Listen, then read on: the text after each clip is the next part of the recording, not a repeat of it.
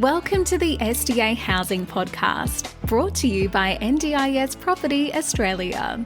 Before starting this episode, we need to provide a general disclaimer. Information contained in this podcast is general in nature only. It does not take into account the objectives, financial situation, or needs of any particular person. You need to consider your financial situation and needs before making any decisions based on the information in this podcast. And you should consider seeking independent and professional advice for your personal circumstances. All right, let's begin. Hello everybody, my name is Min and I'm here with Erin, my co-host for today from NDIS Property Australia here in Brisbane. And you're listening to the SDA Housing Podcast, a show that explains, highlights, guides and brings awareness about all things SDA in this ever-changing NDIS world. Today's presentation or podcast episode is about First2Care, our NDIS Plan Manager here in Spring Hill, Brisbane. And Erin has worked hard to bring us to the table together to talk about what First2Care is all about. So Erin, you want to introduce our two guest speakers, please? Yeah, so today we're joined by Sam and Mark, and they work here at First2Care. Do you want to just introduce yourselves and your roles for us, please? Yeah, sure. My name is Sam. I am the Client Liaison Manager. So I basically run the front-facing team of First2Care. So any outbound communications that are direct to our clients come from my team. So I make sure that all the expectations of clients are met through my staff. Sweet. Mark? My name's Mark and I am part of the business development team and I connect with lovely providers like yourself. All right. We might as well just jump straight into who are First2Care. What do you do? Whoever wants to answer that one, go ahead. Yeah, so we're purely independent plan managers. In case your listeners don't know, plan managers are the financial administrators for NDIS participants. So basically, in a nutshell, we're the bill payers, so to speak. So our core business is processing those invoices they come through. But First2Care is purely independent, meaning that we only do plan management. We don't like to mix anything else, so no support coordination or daily support or anything like that. We just think there's too much mixture and too many cooks spoil the broth kind of thing. So we aim to make sure that clients are at the head of our mind, and we're purely independent. If Mark, you've got anything else you wanted to kind of add on who First2Care is? I think we're a client-centered company, first and foremost. I think Sam said it pretty well. Yeah, perfect. Whenabouts did First2Care start? So it started back in 2014. So we got some IT minds and some accountant minds got together and they organised a software to be developed for First2Care. Yeah. That was to assist participants within their NDIS journey. And we've slowly kind of grown from there. So I started early 2020. When we were quite a small plan management company, and we had a good group of people at that time. Mm-hmm. But luckily, we're all very like-minded and very client-focused. And from there, in that kind of early 2020 stage, we're able to kind of grow into the company that we are now. Perfect. Can I ask you a question about the growth? So yeah. Without disclosing how many participants you have, of course. How hard was it to go from infancy back then to the inflow of inquiries and participants now that are more frequent for you guys? Yeah, obviously with any small business growing, there's always growing pains. But like I said, we've always had a strong, like-minded team behind us who's able to handle those growing pains. I know that whenever the NDIS do a change in pricing arrangement and stuff like that, always throws a spanner in the works. But we've been able to make do and come out stronger with all those growing pains and stuff like that. You mentioned something about UniDAP involvement when we were chatting. Do you want to? What is that? UniDAP is the company who developed the software. For First2Care. So it is separate from First2Care. They're the ones who developed the software, so that we use. Okay, awesome. Yeah. So what is meant by the term independent plan manager? And what's the opposite of independent plan manager? Yeah. So like I said before, there's some providers out there that are a one-stop shop. So they've got plan management, support coordination, daily support, all wrapped into one.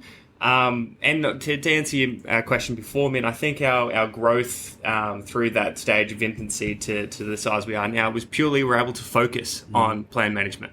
We're not getting bogged down in the other pricing changements in support work or support coordination. We're able to give our participants what they need in their plan management scape, if you agree, Mark. Very much so, mate. Awesome. So, for those other companies that do everything, which includes plan management, what could be a perceived negative or disadvantage of that kind of business and having plan management as one of the services and not their core business? Yeah, I would say the thing that jumps out is the risk of, not saying this is ever done, but the risk of tailoring supports based on the funding provided instead of the funding needed. Like if you have that visibility on what's available, you might have a provider that's going to target, okay, there's $100,000 here, I'm going to do a service grant for $100,000 when the participant might only need 80 grand worth of support, and they've got that support to use in other things. So that's why we keep the things separate. Yep. So we're an integral part of a participant support team. Like we work very closely with support coordinators and other providers, but we think that independence is only beneficial for the participant. Yeah, so I guess I take from that what you said there is by being an independent plan manager, you're not incentivized in any way to tap that bucket of money because you're there to provide the payments of the bills. Yeah. And that's it. Exactly. We've got no horse in the race when it comes to the support coordination, the daily support, anything like that. We're purely numbers and figures. We're impartial to anything, and our main goal is ensuring that the participant is getting the best service they can when it comes to the financial administration. Yes. So I'm going to attempt to do math. 2014, 2022, so 8 years. 9 years. Yeah. 8 years you've been around. What were you always in this role that you're in now, or were you different when you first started? Yeah, no, I was definitely different when I first started. I was part of the customer support team when I first started. Okay. And so that's where I was able to kind of hone my skills within understanding. It's always good having your finger on the pulse, doing the day-to-day interactions with clients and stuff like that. As we grew, more staff came on. I did the training and the onboarding and stuff like that to the point where I am now. But I know Mark has been around at First2Care a lot longer than I am, so he's got his story, which is a little bit different than mine. Yeah, tell us more. So I started it back in mid-2017. And back then it was a really small team. Yeah. And with COVID back in 2020, I left, worked from home for about 9 months. And then I come back and we grew exponentially. So when I come back into the office, it was a much larger team. Yes. Yeah. But back then it was a very small team. I think we still kept that small mentality of providing the service to our clients. Yeah. That hasn't changed even to whatever size we may grow. Yeah. I think the most important thing is keeping whoever you're servicing at the centre. Like I find a lot of places probably don't do that as much, and they think, oh, look at the size of us, we're so big, like we're fine doing what we want to do. But I think it's so important to keep actually what's the most important part at the centre is who you're helping. It's kind of cliche that we've got the kind of the comment we always say that we're called First2Care, and that's first and foremost, we want to be the first to care. Yeah. And we only got to where we are now because of being a very client-focused business, and we're going to continue to do that in whatever growth or development we go forward. Yeah, awesome. Speaking of what you both talked about, staff and growth, I mean, I remember at our last networking event, Peter, the CEO? Yeah, the managing director. He said the goal of the company was to have a 15 or 16% segment of the team as being participants and themselves. Yeah, so we've got a strong goal in giving back to the community that we've been able to find that growth, and including as many people with disabilities in our workforce is a big goal of ours. And we kind of got that 15% goal from the We the 15 movement. We want to kind of push to strive to do best in that area, because in some industries it's appalling the level of disability employment. So we really want to champion and make sure that we're giving as many people opportunities within our sector as we can. How many staff are here now, by the way?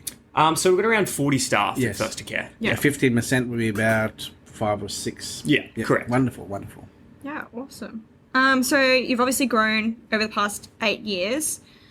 What is about the size that you are now? So like I was saying before, we've gone from a relatively small company to a mid-sized plan manager that you'd feel in the market. So we've been able to kind of cement ourselves as a reliable company within the sector. I think a better question would be moving forward to the new financial year, what's the estimated growth you want to have in terms of bringing on board, more participants and clients and growth as a business goals? Yeah. Again, I'm not the best kind of front first person. I'm very focused on making sure our clients are getting the best that we can. But I know that our main goals are always trying to make sure that we're striving to include our client base as much as possible. They're front and center of mind. And if we grow organically, just continue what we're doing, that's going to be a bonus. Are you just Queensland at the moment? So we are mostly kind of connected within that southeast Queensland. We've got a big presence in central Queensland. That's going to happen. We're based in Queensland, but we've got clients all over Australia. We've got clients in New South Wales, all the states, and we're because it's such a non-face-to-face role, we're able to give the same best possible service regardless of what state you're in. Yeah. So it's nationwide. That's good. Yeah, awesome. Fantastic.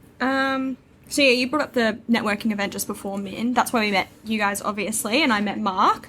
That was, a month and a half ago, 2 months ago? Yes. Ish. How often are you doing those events, and what's the goal of them? You guys. So ones we personally put on, we're only just starting those, but our aim is to do about one every 3 or 4 months. Apologies. We're not that party goers. Not like human. But we regularly try to get to as many events as we can. Yes. The goal for us is to connect the providers like yourself, like I said before, and just broaden our horizon. Yes. Make sure, and get that feedback. Like, it's important for us to get feedback from our fellow providers. To know that we're still doing a good job. Like, we love hearing from providers saying that, we know you guys, our accounts team love you because you pay so quickly. Yes. Can I ask you a very generic question about how the NDIS system works with plan management? So from what we understand, participants can be agency managed, plan managed, and self-managed. Why does a participant want to be self-managed versus plan managed versus agency managed? What's the pros and cons of the other two to what you guys do? I guess? This is my bread and butter. Often when I tell people what I do, that's one of the first things I kind of explain. They look at me and go, wow, okay. So agency managed is quite limited within what is available to a participant. You have to go through registered providers. They've got to be on the list. They've got to be all of that within encompassing the NDIS space. There's price caps, and it can be a bit of a nightmare when you want that flexibility and that choice and control with providers. Self-management is a little bit more hands-on for the participant. So they're doing the submitting and sending invoices to the NDIS directly. So depending on the lifestyle or the amount of commitment that the NDIS participant or their nominee wants to take on, you'd be being the financial administrator for yourself. So keeping on track of the budget, submitting things yourself.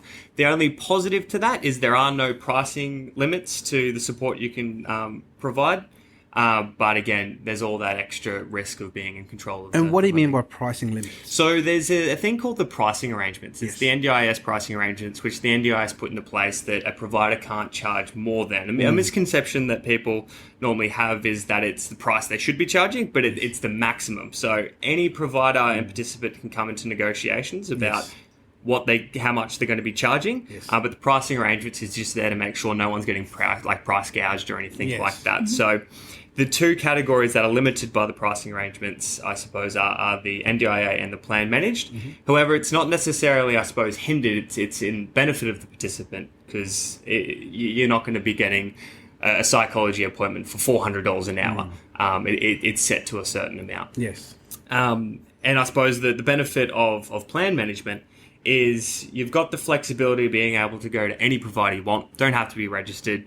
You don't have to do any of the submitting yourself. We do that for you. And you're getting monthly budget reports from us. You're getting check-ins if you're overspending. You're getting our portal that we have. You can log in and check to see how you're tracking. So obviously it sounds a bit biased coming from a plan manager, but that's the basics of all three. And from my point of view, it sounds like for the majority of people, plan management is the simplest. Did you want to add something, Mark? Yeah, I think Sam said it really well there. I think plan management really is like the freedom of someone who is self-managed, but without the accounting back issues that you have to do with that. Yeah. Yeah. So it's more... I mean, do you want to go? So you said before about how one example of a participant saying, "Oh, wow, we pay so fast." Is there a difference in speed of payment processing between what you guys do to a self-managed or agency managed? Is there a difference there? So I'm not specifically sure about the payment times of the self-managed and obviously agent managed outside of what my bread and butter. But I would imagine we're down to 24-hour payment times. So I would be surprised, considering it's a government scheme. Things are going to be that quick within the two other options. So I can't confirm, but I'm only going off what I know. Yeah. So I guess another sort of follow-on from that is what makes First2Care different from other plan management businesses. I think our CLO stuff, our client liaison officers. So we provide a one-on-one guidance from a team that Sam manages, which I am a part of as well. So we do the oversight of budgets, as plan managers normally do, but we take extra care to let our clients know if they're over or underspending. So yeah, our client liaison officers, I think that sets us apart from many other providers. Also the time that we pay invoices in. Yes. From invoice received into our system is, just as easy as 24 hours, really. Sam? Yeah, and I think you hit on that on the head. I think what's good about the group of people we have is where we don't like to see people as numbers. And I'm afraid that some of the larger companies or other companies might just see participants as numbers, where we strive to make sure that the person you're calling is going to have some idea of who you are. They're going to know some information. If they know your dog's name, they're people you come to know at First2Care. It's not just a different person every time. Yeah. And like Mark said, we strive to pay our invoices quickly, because at the end of the day, the last thing a participant wants is having their providers chasing them. "Oh, I haven't been paid yet. Can you follow up with your provider?" It's just something that they don't need. It's as simple as the participant's providers are getting paid quickly. The providers aren't chasing up the participant. They can focus on living their life. They don't need to follow up on providers' payments or anything like that. Yeah. So that's what we strive to do, to make as less hassle as possible when it comes to paying invoices and making sure everything's going smoothly. So speaking of which, you say, so if speed of payment is the benchmark you're trying to deliver as a service, under what reasons would a participant be unhappy with their plan manager other than the payment time frame? Honestly, a lot of the feedback is the payment times and that whole I feel like a number, not a person. Yeah. Because the amount of times people give us a call and we I think how we looked at the system, 3 seconds is the longest wait time, because we've got a team of customer support that are always there ready to answer the phone. And we're there to answer the questions that the participants have. Yeah. So I think that's the main two things that kind of get in the way of a good plan manager is, I suppose, slow to payments and long wait times, trying to get an answer out of someone. That's a really big thing. Yeah.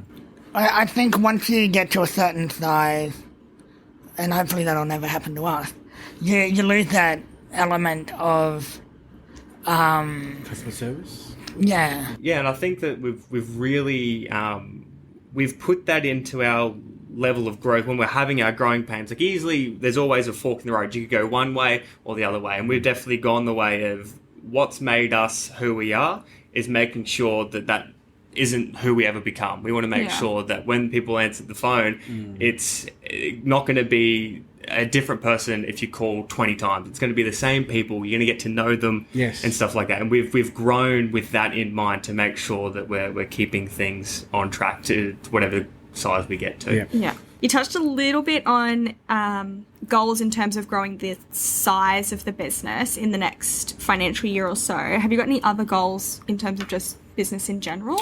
So, like I said there, the employment, giving more opportunities to people with disabilities is a big goal. And we also do a lot of, I suppose, community activities as well, which we're really, really proud of. I know Mark's got some good experiences with his community activities within First2Care. So First2Care have always been very supportive of my sporting group. Here's a little plug, Queensland Power Chair Football Association. Yes. So we are for people with complex disabilities who will use mobility devices, electric wheelchairs for their daily uses.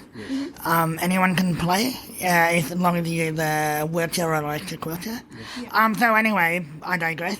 First2Care have helped recently sponsor a couple of teams to head down to Sydney. And so we did that back in late April, early May. But since I've been a part of the company, they've helped us out immensely with different sponsorship opportunities. It's really great to see employers and businesses support the NDIS community in any way, shape, or form, and we encourage people who are listening, who may be in business or may be in position to help out, to contribute to the community in any way, shape, or form with the NDIS and participants in need, I guess. Yeah, they could be there just to be there as a sponsor for a sporting event, as a sponsor to a business that needs help. But yeah, we encourage you all to look into your local areas, your communities, to help out with the NDIS community if we can. Yeah. Or even, Mark, does your football team have a website or something? So yeah, you can go to qpfa.org.au. QPFA. Yep. I'll put it in the description. Look us up on Facebook or Twitter or Instagram. Yes. All that good stuff. Because we went, I think we paired with 5 other companies to support Mark's team, and every time Mark and I talk about his team, I always try and josh him and say, we need to do up some emails and sending out to Nike, Adidas. We need some support companies to come. So hopefully in the future we'll be trying to get some big sponsors that can sponsor Mark's team. I think that'd be awesome. Really, really good. Yeah, so that'd be fantastic. Nike, if you're listening, contact Mark. I think, like you said, man, it's not enough to be seen in the community. You should actively be doing something. Yeah. If you're in this space. 100%. Picnic in the park. What's that? So it's an initiative we did last year, and it kind of goes back to trying to give back to the community. We put on an event down at the Roma Street Parklands where we invited our participants to come down and just have a day out in the park. We put on some food, some drinks, some games, just to kind of, I suppose, connect. Because like I said, plan management isn't a face-to-face sport. You don't need to ever see your plan manager. However, we thought that the opportunity would be good to kind of put on a little activity. If anyone, I think it was on a Saturday or a Sunday, if you had some time to come down to the park and just have an excuse to come into the city and kind of see what the parklands had to offer. And it was really, really successful. Yeah. Being able to kind of just sit back and just get to know some of our clients and nominees and support coordinators that came. So that's an activity that I know that we're very, very passionate of doing, to kind of do as much as we can to kind of bring everyone together. And that's like those network events we met with yourself. We want to try and involve as many different people as possible, because the stronger we are as companies, whether it be with providers like yourself or with our participants, the stronger the relationship's going to be throughout the whole of the participants' journey within the NDIS. And that's something we're really, really also passionate about. Yeah, awesome. I think that's about all of my questions. Do you have anything you want to add, Vin? I do. What's your favourite character on Obi-Wan Kenobi? Oh, this is a topical question. I don't remember that show. Don't get me started. Sorry? I was I don't know if disappointed it ever by it, to happened. be honest. Oh, so were we. We've had in-depth conversations about this. Yeah, I'm trying to think through a bunch of characters, because there was no real standouts in that show, to be honest. The correct answer is Darth Vader.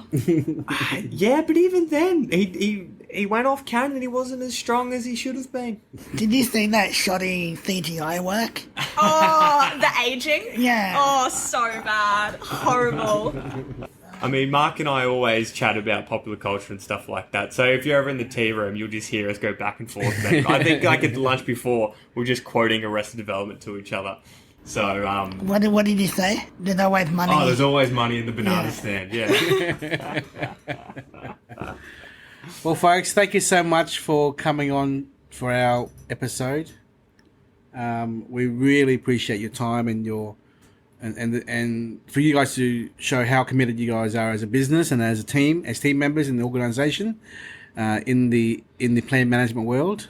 We strive to expose our listeners more to as many players in the NDIS market as to give them better understanding as to what it's all about. And if you know of any other businesses who are in the NDIS space, please let us know. We'd love to interview them as well. But any final words of advice that you both would have for participants who are currently self-managed, plan managed, or agency managed? Any advice for them, if they are listening, as to what they should expect or from a plan manager, and what they should strive to achieve as a participant or a customer of a service like yours? Yeah, I think the main thing is you deserve to be treated as a person, not a number. Mm-hmm. If you send in an email or try and call, you should have someone pick up or answer you as quickly as possible. Choice and control is the most important thing of the scheme, and no plan manager has the ability to impact your choice and control. So remember that. And I suppose find a good plan manager that you fit with, who have a great interactive portal like ours. Plug. But we know that when it comes to the support coordination realm as well, that's an integral tool to be able to help out participants in their plan. So I think that's the 3 pieces of advice I've got. I think Sam stole my thunder a bit. I think participants and providers need to remember choice and control. This is the participant's journey, and I think as a participant myself, it's hard to exert that control sometimes because there's so many roadblocks that continue to pop up, like the price arrangement max. Providers will charge max, especially in the capacity building section. So I think as long as those barriers exist, participants should exert the control, and just really, if a provider's, pushing you for something you do not agree with or you think is not to your best interest, really seek support of some kind or help. Whether that be support coordinator or LAC or just a trusted friend, advisor. And just make sure that, remember you're always at the center of your journey. One of our motto is Dream, Plan, Live. And that's how you should approach this journey that you're on. Mark, Erin, Sam, thank you so much. Thanks, guys. Appreciate it. Thank you for coming in. Bye-bye. Cheers. We hope you enjoyed this episode. Please make sure you are subscribed and following us so you can keep in the loop with all of our upcoming episodes. We would really appreciate it if you could leave us a 5-star rating, a written review, and to share this podcast with those that could benefit. Until next time, catch you on the next episode.